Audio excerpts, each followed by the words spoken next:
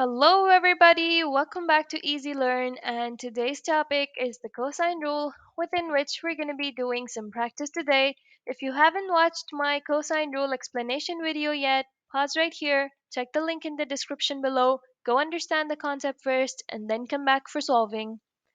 So today's question is, as you can see, this is a triangle or perhaps two triangles within this, and it says OADBE. OA is 170 meters, AD is 200 meters, OB is 180 meter, and BE is 300 meters, and AB is 182.3 meters. And it says find the distance DE, give your answer to the nearest meter. Now, first of all, what are they asking us to find? They're asking the distance DE. This is the one that they're asking us to find. So let's say I'm going to rename it as X. Now, if you notice, there is this small triangle that is OAB, and there's a bigger triangle that is ODE. So let's say if this is my OAB, and the other one is a bigger one that is ODE. And if you look at this one, DE is unknown to me. OD is there, which I'm going to find if I add up the 170 and the 200.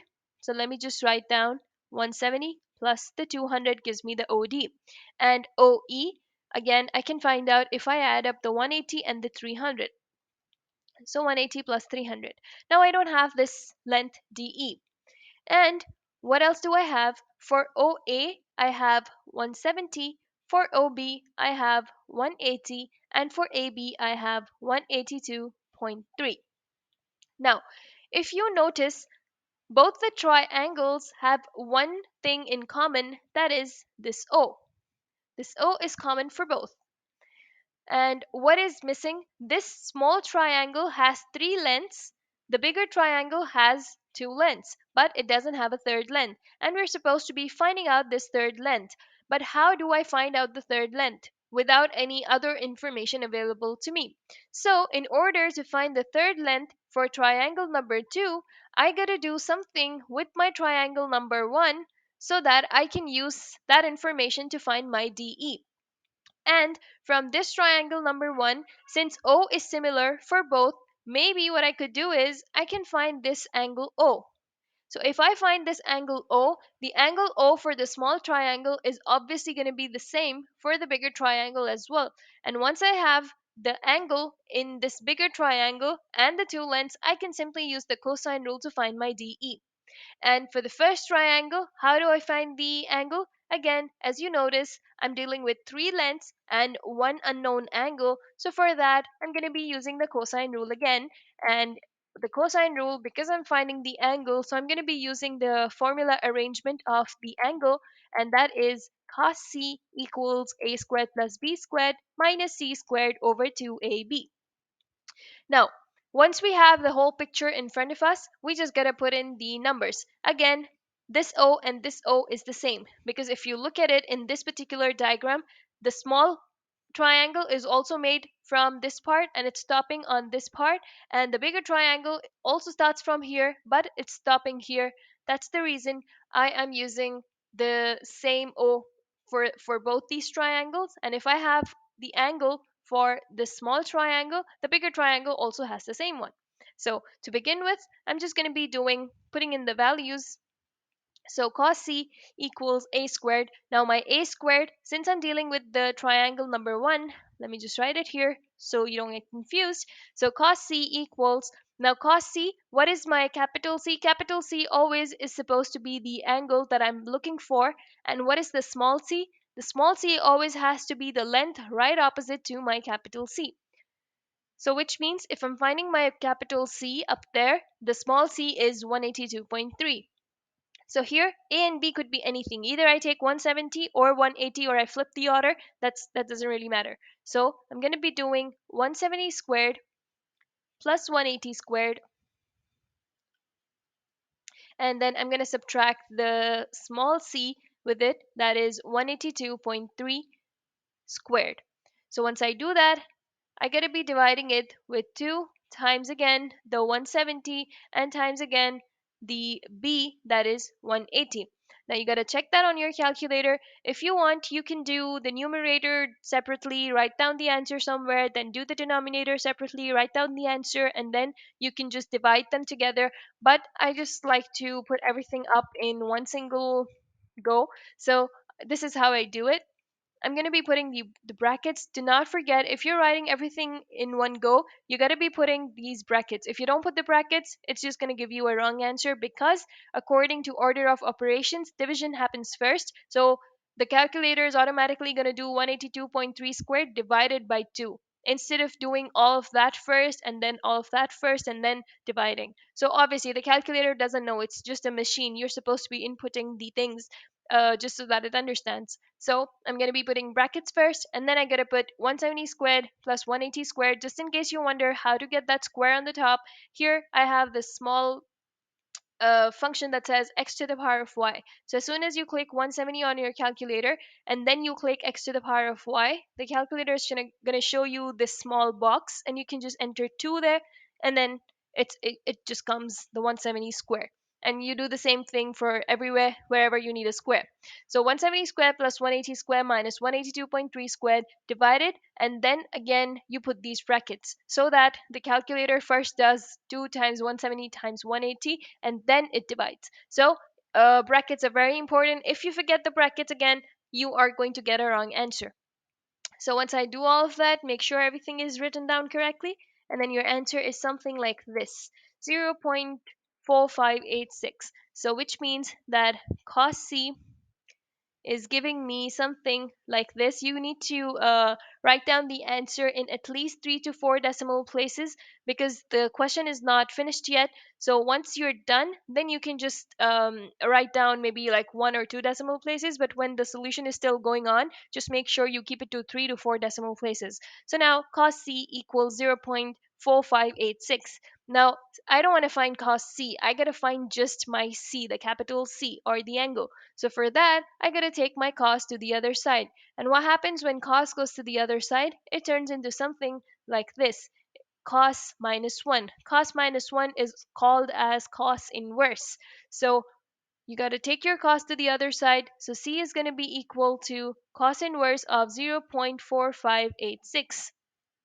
And again, you got to check that on your calculator. First thing, make sure that your calculator is set on degrees. Secondly, you got to click I and V, that is the inverse. And then as soon as you click inverse, you'll see sine minus 1, cos minus 1, tan minus 1. And you're going to be clicking the cos minus 1 because that's what we're dealing with right now. Once you do that, you'll see something like this: arc cos. And then inside you can write 0.4586. And the answer is 62.7, which means that my angle C is 62.7. So my angle C, or the angle O there on the top, gives me 62.7. Now coming back to the original part that says calculate this distance DE. And as already discussed, for calculating DE, I gotta be dealing with this triangle number 2 where I have a OD, and for OD I gotta be adding up the side lengths, and for OE again I gotta be adding up the side lengths, and then I'm gonna be using the cosine rule again. So let me just get rid of all of that, come to a new page, and as we already saw that this angle right here was 62.7. So I'm going to be writing 62.7 there. And now, again, if I'm dealing with the bigger triangle, that is OD. So OD, as you can see, is 170 plus the 200, and OE is going to be 180 plus the 300. So 200 plus 170 is going to give me 370, and 180 plus 300 is going to give me 480. So I can just redraw my triangle just to avoid any kind of confusions. So ODE, I'm supposed to be finding my DE, so let me just put it as X. OD, I just found out, is 370, and OE, I just found out 180 plus the 300, that gives me 480. And I know that my angle O is 62.7. Now, as you can notice, again, I'm dealing with three lengths and one angle. Three lengths, one is 370, one is 480, and one of the length is missing, and the one angle that I'm dealing with is 62.7. So when you have three lengths and one angle, you deal with cosine rule again. And for this one, since we're trying to find the length, we're supposed to be using the formula c squared equals a squared plus b squared minus 2ab cos c. Now I'm going to be putting up my information here in the formula. Now what's my c square and what's my capital C? Always the angle that we're using is supposed to be the capital C, and the length right opposite to the capital C always has to be my small c, which means that over here in place of c squared, I'm just going to be writing x squared, or you can just take the entire thing, that is de squared, equals, what's my a squared? I can just take my length 370, or you can flip the order, take 480 first and then 370, whatever you like. So I'm going to be doing 370 squared plus 480 squared minus 2 times, again, 370 times 480, and then just going to be writing it down here, times the cos of 62.7. Now I got to find out my DE square. So again, checking out my scientific calculator. So here, as you can see, 370 squared plus 480 squared minus, put it in brackets, 2 times 370 times 480 times cos 62.7. So if I do all of that on my calculator, and also make sure your calculator is set on degrees. As you can see, we're dealing with cos, so you're supposed to be having your answer in degrees. So my answer is 204387. So my DE squared is going to be 204387. So that is 204,387. I suppose. If I'm pronouncing it wrong, you can just let me know in the comment section below. Okay, now that I have DE squared is equal to 204,387, now this square I gotta take to the other side. Why? Because I just need my DE, not my DE square. So when a square is going to the other side, it turns into a square root. That's the rule. So DE is going to be equal to square root of whatever answer I have got. And when I put that on my calculator again, so square root of my answer, and you can also take a few decimal points there, 0.678, just so that you get a more accurate answer. So I have 452.09 and so on. So I can just write that my DE is equal to 452. So my DE is supposed to be 452 meters. Or if you want to round off to one decimal place, you can just say 452.1 meters.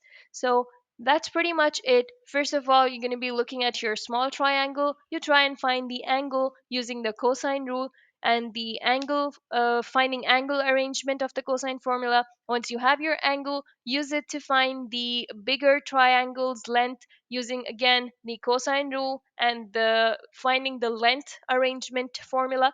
And once you use that, you get your DE as 452. That means that my length over here is going to be 452 meters.